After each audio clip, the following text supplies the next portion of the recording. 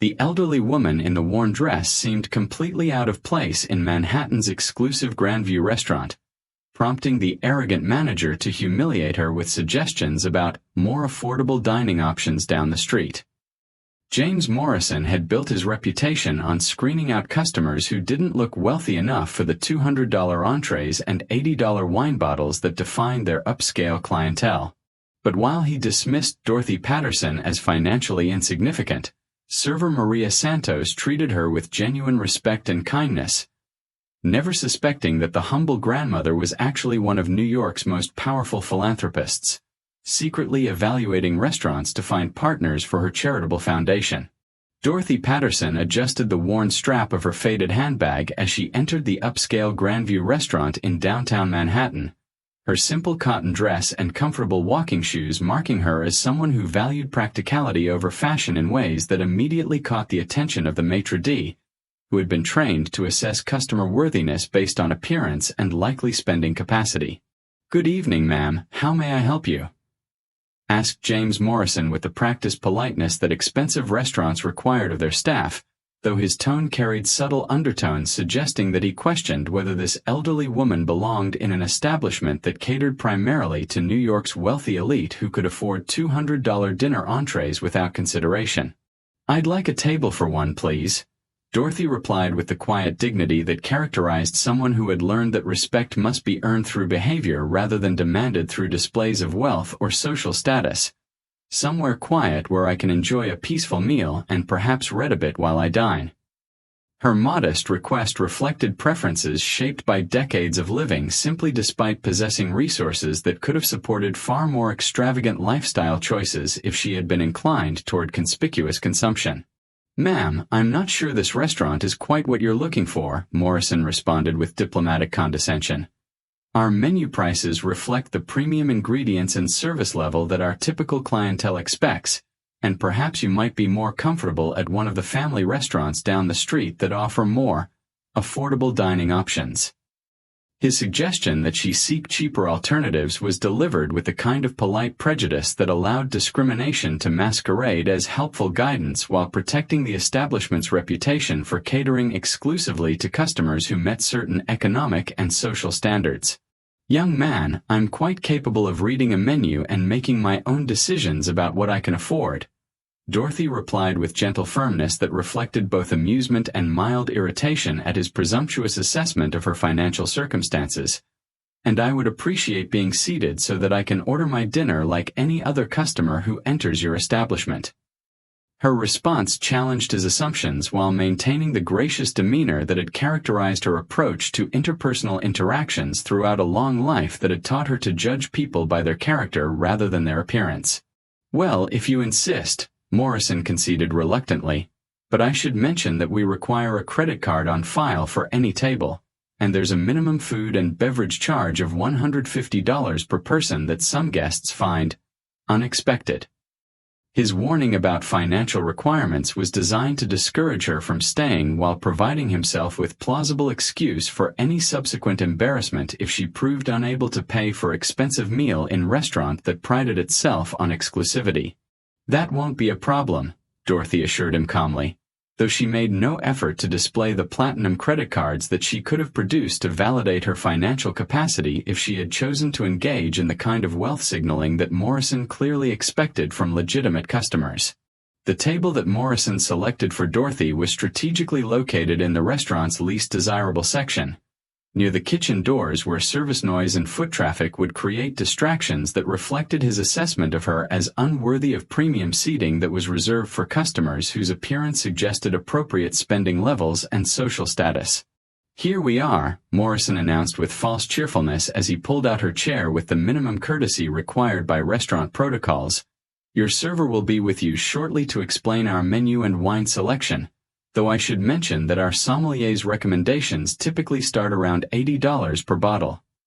His continued emphasis on pricing was intended to make her uncomfortable about her perceived inability to afford the restaurant's offerings while creating pressure for her to leave voluntarily rather than face potential embarrassment during the payment process. "Thank you," Dorothy replied graciously as she settled into her seat and opened the leather-bound menu. her calm demeanor giving no indication that she was bothered by either the poor table placement or Morrison's obvious attempts to discourage her patronage through financial intimidation that reflected his prejudiced assumptions about elderly women who dressed modestly. The restaurant's elegant atmosphere and sophisticated menu offerings were exactly what she had hoped to find for her monthly dinner out, a tradition she had maintained for 15 years since her husband's death as a way of treating herself to experiences that provided pleasure and social interaction beyond her normally quiet routine.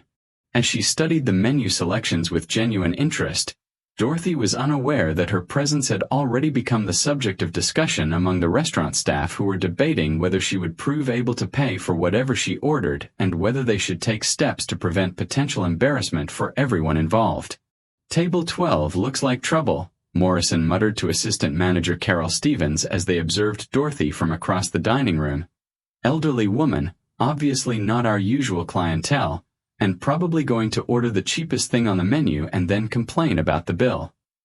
His assessment reflected the kind of appearance-based prejudice that characterized establishments where staff members had learned to correlate customer dress with spending potential while ignoring the possibility that wealth might not always manifest through expensive clothing or obvious status symbols. The young server who was assigned to Dorothy's table approached with obvious reluctance, having been warned by Morrison about the problem customer, who had insisted on staying despite clear indications that she didn't belong among the restaurant's typical clientele of business executives and society figures who could afford premium pricing without concern. "Good evening, my name is Maria Santos, and I'll be taking care of you tonight," she said with professional warmth that contrasted sharply with Morrison's dismissive treatment. "Can I start you with something to drink while you review our menu selections?"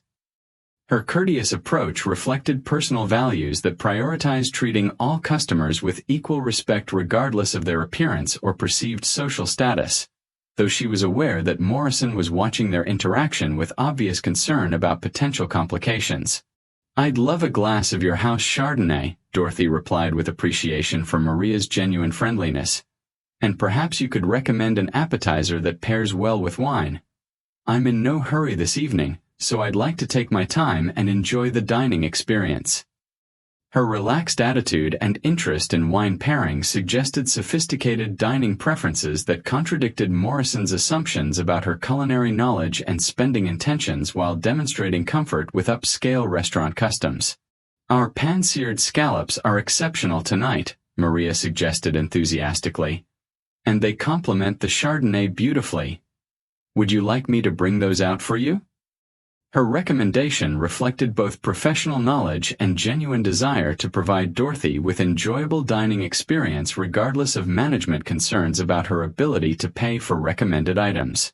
"That sounds perfect," Dorothy agreed warmly. "You clearly know your food and wine, which is exactly what I was hoping for when I chose this restaurant for my monthly dinner out." Her compliment to Maria's expertise and mention of regular dining traditions provided subtle indication that she was experienced with fine dining and capable of appreciating quality service, though Morrison continued to observe their interaction with skeptical concern about the ultimate outcome. "Thank you so much," Maria replied with genuine pleasure at Dorothy's appreciation. "I'll get your wine and appetizer started, and I'll be back shortly to tell you about our evening specials and answer any questions you might have about the menu." Her attentive service approach treated Dorothy as valued customer whose satisfaction mattered regardless of management reservations about her presence in the establishment. The wine service that Maria provided was executed with the same professional attention that she would have given to any customer, though her careful presentation drew disapproving looks from Morrison, who believed that expensive wines should be reserved for customers whose appearance suggested ability to appreciate and afford premium selections. "Here's your Chardonnay," Maria announced as she presented the glass with proper ceremony. "It's from a small vineyard in Sonoma that specializes in food-friendly wines with balanced acidity and subtle oak influence." Her knowledgeable description of the wine's characteristics reflected professional training while treating Dorothy as someone capable of understanding and appreciating such details despite her simple appearance. "This is lovely," Dorothy commented after tasting the wine. "Complex but not overwhelming, with exactly the kind of mineral notes that I enjoy in California Chardonnays. You have excellent taste in wine selections." Her sophisticated assessment of the wine's qualities surprised Morrison, who had assumed that someone dressed so simply would lack the palate development necessary to evaluate premium wines with such precision and expertise. The conversation about wine that followed revealed Dorothy's extensive knowledge of viticulture and wine regions, suggesting background that contradicted every assumption Morrison had made about her cultural sophistication and dining experience based solely on her modest appearance and unpretentious demeanor. "Are you familiar with the Burgundy region?" Dorothy asked Maria with genuine curiosity about her wine education. "Because your approach to service suggests the kind of training that emphasizes understanding terroir and varietal characteristics rather than just memorizing marketing descriptions."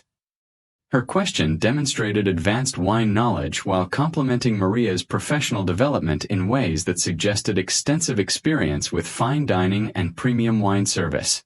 "I actually studied viticulture before entering restaurant service," Maria replied with obvious pleasure at finding a customer who shared her passion for wine education. "And I love working with guests who appreciate the stories behind the wines we serve. It makes the dining experience so much more meaningful." Her enthusiasm for sharing wine knowledge with appreciative customers reflected genuine passion for hospitality that transcended the commercial aspects of restaurant service while creating connection based on shared interests rather than economic transactions.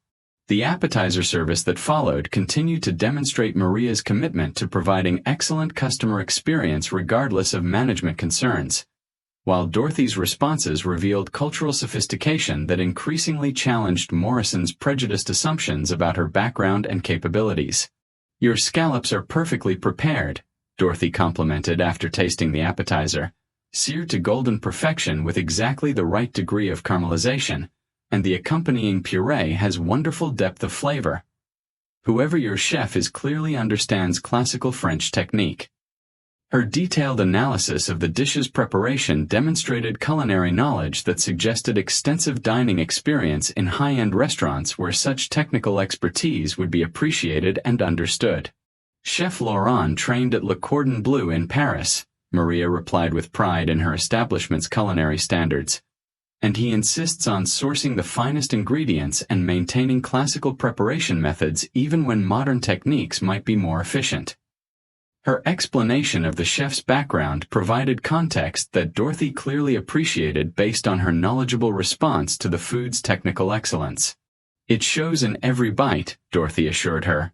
"There's something wonderful about eating food prepared by someone who truly understands their craft and takes pride in executing it properly.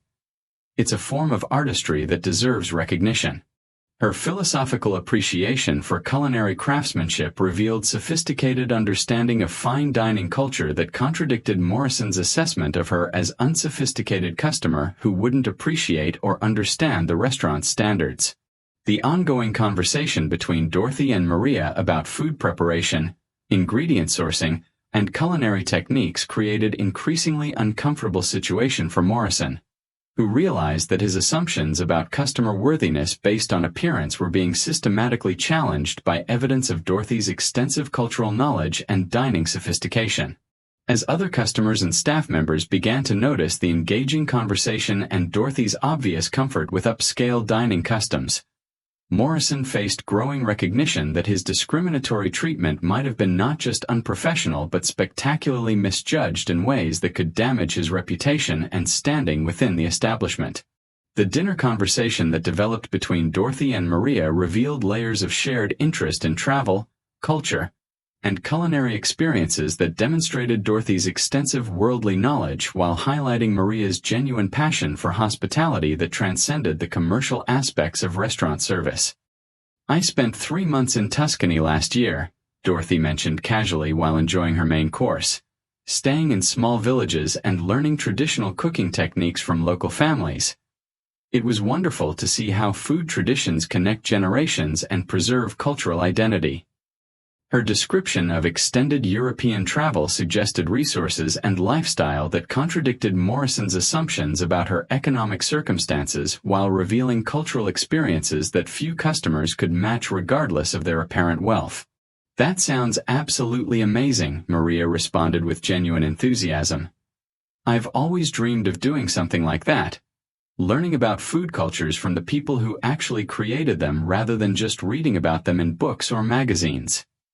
Her wistful tone reflected personal aspirations that Dorothy's experiences represented while creating connection based on shared values about authentic cultural learning rather than superficial tourism.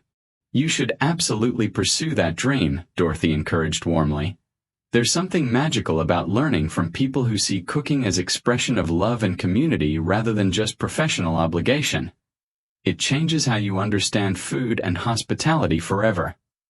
Her encouragement reflected genuine interest in Maria's professional development while providing insight into her own values about meaningful travel and cultural exchange. "The challenge is finding time and resources for that kind of extended learning experience," Maria admitted. "Restaurant work doesn't exactly provide the financial flexibility for months of international travel and cultural immersion." Her honest acknowledgement of economic constraints created a poignant moment that would soon prove more significant than either woman realized at the time. "Maria, may I ask you something personal?" Dorothy inquired with gentle curiosity that reflected growing appreciation for the young woman's character and professional dedication. "What are your long-term goals in hospitality, and what would you do if resources weren't a limiting factor in pursuing your dreams?" Her question suggested genuine interest in Maria's aspirations while hinting at possibilities that neither Morrison nor other staff members could have imagined based on their assessment of Dorothy as unremarkable elderly customer who merited minimal attention. The revelation of Maria's background and aspirations created increasingly stark contrast with Morrison's discriminatory treatment of Dorothy, while highlighting the young server's character and professional dedication that deserved recognition and support rather than the difficult working conditions she faced daily. "I actually have a degree in hospitality management," Maria revealed, "and I dream of opening my own restaurant that celebrates authentic cultural cuisines while providing living wages and respectful working conditions for staff members who are often treated as disposable by the industry." Her ambitious goals reflected both professional competence and social consciousness that impressed Dorothy while exposing the challenging environment that characterized many restaurant operations where profits took priority over employee welfare. "That's a wonderful vision," Dorothy replied with obvious admiration. "The hospitality industry needs more people who understand that treating staff well ultimately creates better experiences for customers because genuine care and enthusiasm can't be faked or forced through management pressure." Her insight into restaurant dynamics suggested extensive experience as customer who had observed how employee treatment affected service quality while recognizing Maria's authentic approach to hospitality. "The problem is that most restaurant owners focus on short-term profits rather than building sustainable operations that value both customers and employees," Maria continued. "And it's almost impossible to save enough money for startup costs when you're working for tips and struggling to pay basic living expenses."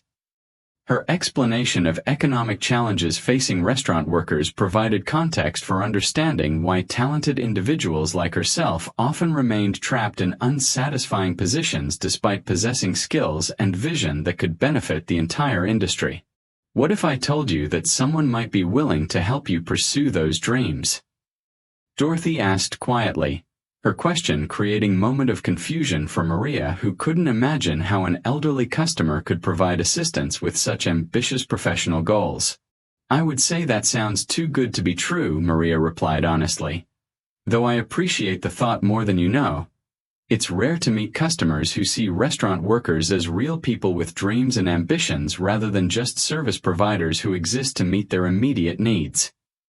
Her gratitude for Dorothy's interest revealed how rarely she encountered customers who viewed her as a complete human being rather than simply part of the restaurant's operational machinery. The climactic moment of the evening arrived when Dorothy quietly reached into her handbag and placed her credit card on the table. The unmistakable platinum American Express Centurion card that immediately caught Maria's attention and would soon send shockwaves through the entire restaurant staff who had spent the evening dismissing Dorothy as financially insignificant. "Mrs. Patterson, is that?" Maria began with growing amazement as she recognized one of the most exclusive credit cards in the world, issued only to individuals whose annual spending exceeded $250,000 and whose net worth qualified them for banking services reserved for the ultra-wealthy elite. Yes, dear, it is, Dorothy replied with gentle amusement at Maria's surprised expression. And I think it's time you knew that I'm Dorothy Patterson, and I've been watching how you treat customers with respect and kindness regardless of how they appear or what you assume about their circumstances. Her revelation of identity would prove even more shocking than the exclusive credit card, as Dorothy Patterson was well known throughout New York's philanthropic circles as one of the city's most generous benefactors whose charitable foundation had donated hundreds of millions to educational and cultural institutions. You're Dorothy Patterson? Maria whispered with growing realization of who she had been serving. The Dorothy Patterson whose foundation built the new Children's Hospital wing and sponsors the culinary scholarships at the Institute of Culinary Education? Her recognition of Dorothy's philanthropic reputation revealed the magnitude of the evening's events while highlighting how Morrison's discriminatory treatment had targeted one of the city's most respected and influential citizens. I am indeed, Dorothy confirmed with warm smile. And I've been coming to restaurants incognito for years to observe how service staff treat customers who don't appear wealthy or important. It tells me more about character and institutional values than any amount of formal research could provide.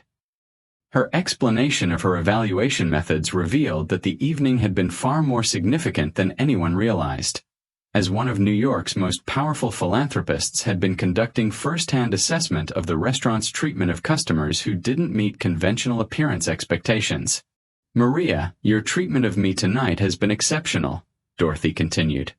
Not because you knew who I was, but because you treated an elderly woman with respect, interest, and genuine care regardless of what you assumed about her background or circumstances. Her praise highlighted the moral foundation of Maria's service approach while implicitly contrasting it with Morrison's discriminatory behavior that had been observed and evaluated by someone whose opinion could have significant consequences for everyone involved. The transformation in restaurant atmosphere that followed Dorothy's revelation created palpable tension as staff members realized that their treatment of the unremarkable elderly customer had been witnessed and evaluated by one of New York's most influential philanthropists whose assessment could affect careers and reputations. Mrs. Patterson, I had no idea, Morrison stammered as he approached the table with obvious panic about the implications of his earlier discriminatory behavior. If I had known who you were, I would have provided our finest service and given you our best table immediately. His desperate attempt to recover from his prejudiced treatment revealed the superficial nature of his customer service philosophy that prioritized appearance and status over consistent professional courtesy. Mr. Morrison, that's exactly the problem, Dorothy replied with quiet authority that commanded attention throughout the dining room. Your service should not depend on who customers are or how wealthy they appear. Every person who enters your establishment deserves respectful treatment regardless of their background or circumstances. Her moral instruction highlighted the ethical foundation that should govern hospitality while exposing the discriminatory practices that characterized Morrison's approach to customer assessment and service allocation. You judged me based on my appearance and made assumptions about my worthiness as customer, Dorothy continued, treating me as burden rather than opportunity while this young woman provided excellent service that honored both your establishment and the hospitality profession. Her comparison between Morrison's discriminatory behavior and Maria's professional excellence created clear contrast that would have lasting consequences for both employees' futures within the organization. Mrs. Patterson, I sincerely apologize for any discomfort, Morrison attempted to recover. And I hope you'll give us opportunity to provide the service that someone of your stature deserves. His continued focus on her status rather than universal service principles demonstrated that he had learned nothing from the evening's events while revealing character flaws that made him unsuitable for positions requiring customer interaction and professional judgment. My stature should be irrelevant to the quality of service I receive, Dorothy corrected firmly. And the fact that you still don't understand that principle suggests that you may not be suited for hospitality work that requires treating all people with dignity and respect. Her assessment of Morrison's fundamental unfitness for customer service roles would prove prophetic as word of the evening's events spread throughout New York's restaurant industry, where reputation for discriminatory treatment could end careers and damage establishments that employed such personnel. The private conversation that Dorothy requested with Maria revealed the philanthropist's intention to transform their evening encounter into life-changing opportunity that would validate the young woman's character while providing resources to pursue her professional dreams and social vision. Maria, I've been looking for someone to help me establish a new kind of restaurant that demonstrates how hospitality businesses can succeed while treating both customers and employees with equal respect, Dorothy explained as they moved to a quiet corner of the dining room, and your service tonight, combined with your vision for the industry, suggests that you might be exactly the person I've been seeking. Her proposal represented unprecedented opportunity that aligned perfectly with Maria's professional aspirations while providing Dorothy with a partner who shared her values about ethical business practices and social responsibility. Mrs. Patterson, I don't know what to say, Maria replied with obvious emotion at the unexpected turn her evening had taken. This is beyond anything I ever imagined possible, and I'm honored that you would consider me for such an important project. Her genuine humility and gratitude reflected character qualities that had impressed Dorothy while demonstrating why she deserved opportunities that could transform her life and benefit countless others through improved industry practices. I want you to take time to consider this opportunity carefully, Dorothy continued, because what I'm proposing would require leaving your current position to develop and manage a restaurant that serves as model for how hospitality businesses can operate ethically while remaining profitable and successful. Her emphasis on careful consideration reflected respect for the magnitude of the decision while ensuring that Maria understood both the opportunities and responsibilities that would accompany such a dramatic career change.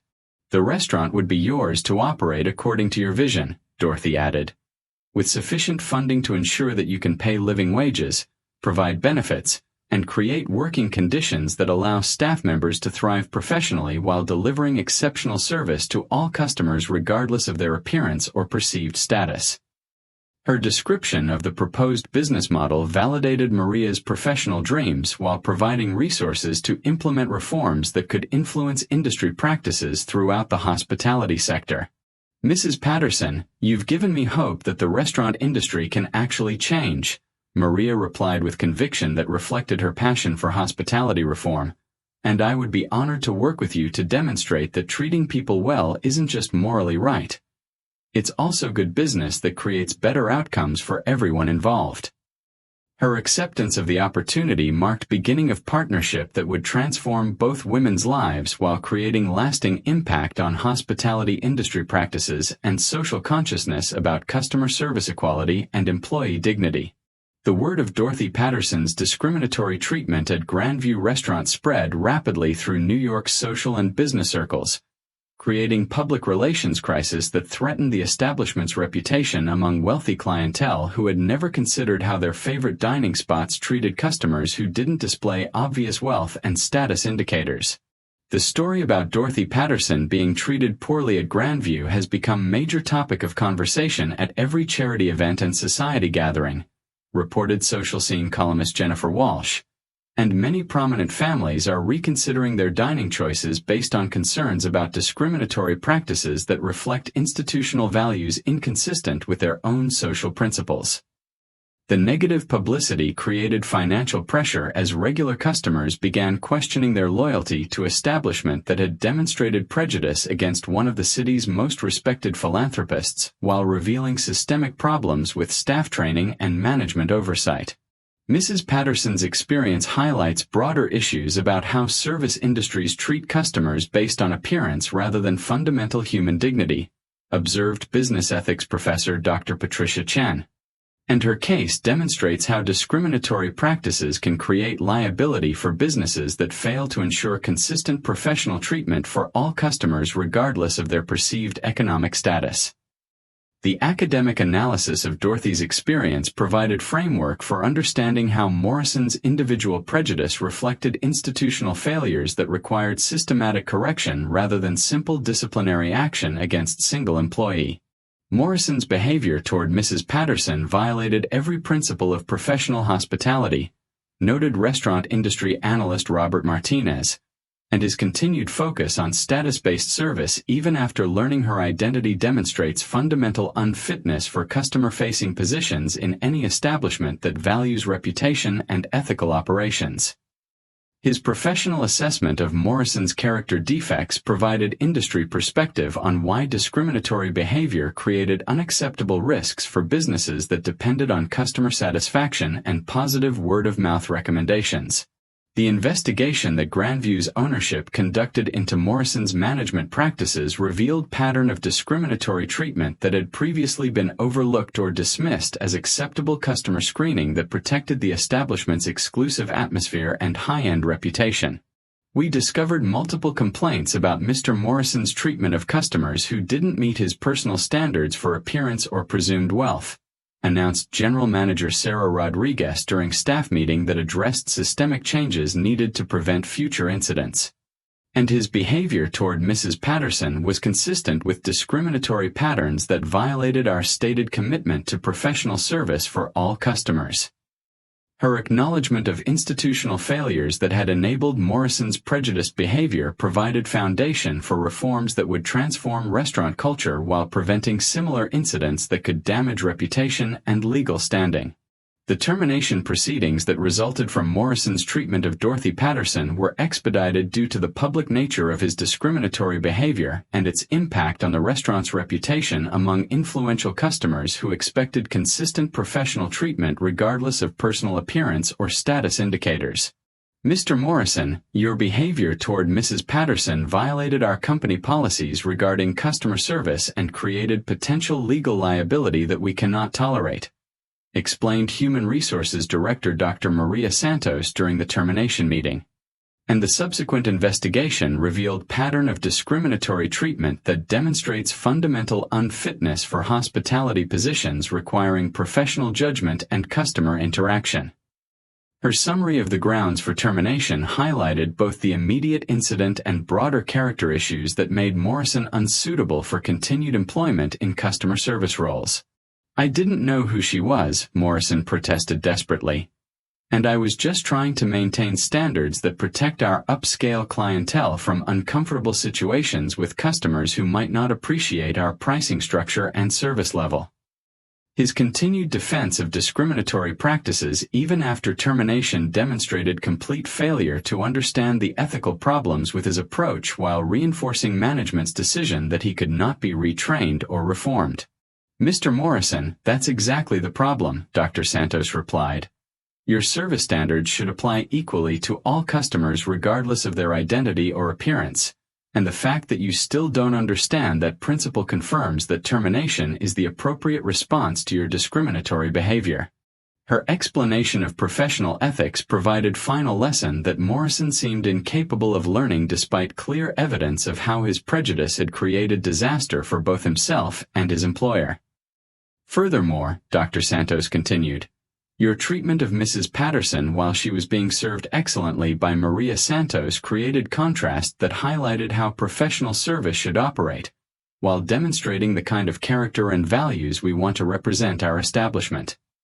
The comparison between Morrison's discrimination and Maria's professionalism provided framework for understanding why one employee was terminated while the other received recognition and advancement opportunities. We'll be providing negative employment references that accurately reflect your discriminatory behavior and professional unfitness for customer service roles, Dr. Santos concluded, because other hospitality businesses deserve to know about character issues that could create similar problems and liability in their operations. The commitment to honest employment references ensured that Morrison's discriminatory tendencies would be known to future potential employers rather than being concealed in ways that could harm other businesses and customers. The promotion announcement that made Maria Santos the new assistant manager of Grandview Restaurant reflected management's recognition of her professional excellence and character qualities that had impressed Dorothy Patterson while demonstrating commitment to advancing employees who embodied institutional values. Maria's treatment of Mrs. Patterson exemplified the kind of professional service that represents our establishment's commitment to excellence, announced General Manager Rodriguez during the promotion ceremony. and her advancement demonstrates that character and professional competence are rewarded in organizations that value ethical customer service and employee development. The promotion provided validation for Maria's service philosophy while creating leadership opportunity that could influence restaurant culture and training practices for future staff members. Ms. Santos will be responsible for training new staff in customer service principles that ensure consistent professional treatment for all guests, Rodriguez continued. Because her approach to hospitality demonstrates how respectful service creates positive experiences while reflecting institutional values that support both customer satisfaction and employee dignity. The assignment of training responsibilities recognized Maria's expertise in professional service while providing platform for systematic improvement in restaurant operations and culture. We're also pleased to announce that Ms. Santos will be participating in Dorothy Patterson's new restaurant development project, Rodriguez added, which will provide her with additional professional development opportunities while allowing her to contribute to industry innovation that benefits hospitality workers and customers throughout New York's dining scene. The acknowledgement of Maria's partnership with Dorothy reflected institutional pride in employee advancement, while recognizing the broader impact that such opportunities could have on industry practices and standards. Maria's success demonstrates that professional excellence and ethical character are recognized and rewarded, Rodriguez concluded. And her advancement from server to management reflects commitment to promoting employees who embody values that create positive outcomes for customers, staff, and institutional reputation. The philosophical statement about merit-based advancement provided framework for understanding how individual character could influence organizational culture while inspiring other employees to pursue excellence through ethical service practices. The legal consequences that followed Morrison's discriminatory treatment of Dorothy Patterson included civil rights investigation by city human rights officials, who recognized that his behavior represented broader patterns of discrimination that violated public accommodation laws protecting all citizens from prejudice treatment. Morrison's actions toward Mrs. Patterson constitute clear violation of public accommodation statutes that prohibit discrimination based on perceived economic status or social class, explained civil rights attorney Jennifer Martinez, and his behavior created hostile environment that denied equal access to public services based on prejudiced assumptions about customer worthiness. The legal analysis provided framework for understanding how individual discrimination could create institutional liability while establishing precedent for holding hospitality businesses accountable for staff behavior that violated civil rights protections. The case also demonstrates how discriminatory practices can create financial liability for businesses that fail to train employees properly or address complaint patterns that indicate systematic problems with customer service equality, Martinez continued. And Mrs. Patterson's status as prominent philanthropist ensures that this case will receive attention that influences industry practices and legal enforcement. The high-profile nature of Dorothy's case provided leverage for broader civil rights enforcement while creating deterrent effects that could prevent similar discrimination throughout the hospitality industry. We're seeking damages not just for Mrs. Patterson's individual experience, Martinez announced, but for systemic reforms that ensure all restaurants provide equal treatment regardless of customer appearance or perceived wealth, because civil rights protections apply to everyone who seeks access to public accommodations. The legal strategy emphasized both individual justice and systematic change while recognizing that effective civil rights enforcement required addressing institutional practices rather than just individual behavior. The settlement negotiations that followed included not only financial compensation for Dorothy's discriminatory treatment but also mandatory staff training and policy changes that would prevent similar incidents while creating monitoring systems that ensured compliance with civil rights requirements. The agreement requires comprehensive bias training for all customer-facing employees, Martinez explained, along with complaint procedures that allow customers to report discriminatory treatment without fear of retaliation or dismissal. The institutional reforms created lasting legacy for Dorothy's experience while providing framework for preventing similar discrimination against future customers who might not possess her resources or social standing to challenge prejudice treatment effectively. The industry-wide impact of Morrison's termination and Dorothy Patterson's advocacy created momentum for hospitality reform that extended far beyond single restaurant to influence training standards and employment practices throughout New York's dining establishment network. The Patterson case has become a cautionary tale that restaurant owners and managers discuss at industry meetings, reported Hospitality Industry Magazine editor David Kim, because it demonstrates how individual employee discrimination can create devastating consequences for business reputation and financial stability. The professional recognition of legal and financial risks associated with discriminatory practices provided incentives for systematic changes that protected both businesses and customers from prejudice treatment. Several restaurant chains have implemented new training programs specifically addressing appearance-based discrimination, Kim continued, while others have established customer feedback systems that monitor staff behavior toward diverse customer populations. The practical applications of lessons learned from Dorothy's experience created measurable improvements in industry practices while providing accountability mechanisms that could prevent similar incidents. Mrs. Patterson's advocacy for hospitality reform has inspired other prominent citizens to examine their own experiences with service discrimination, observed social justice advocate Patricia Rodriguez, creating broader movement that demands equal treatment in public accommodations regardless of customer background or appearance. The social momentum generated by Dorothy's case extended its impact beyond individual justice to encompass systematic changes that benefited entire communities of people who had previously faced discrimination without recourse or recognition.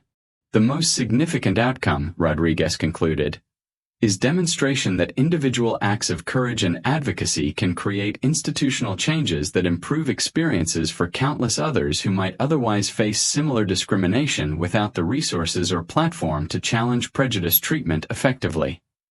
The transformative potential of Dorothy's case provided inspiration for continued civil rights advocacy while establishing precedent for how individual experiences could catalyze broader social change when supported by legal action and community organizing that demanded equal treatment and dignity for all citizens regardless of their appearance or perceived social status.